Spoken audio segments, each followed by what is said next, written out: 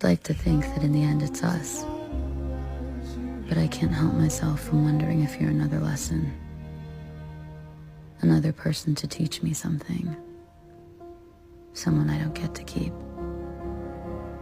It's not doubt. I'm not second-guessing what we have. I'm just scared to lose it. So much loss in this life, enough for the next one to come.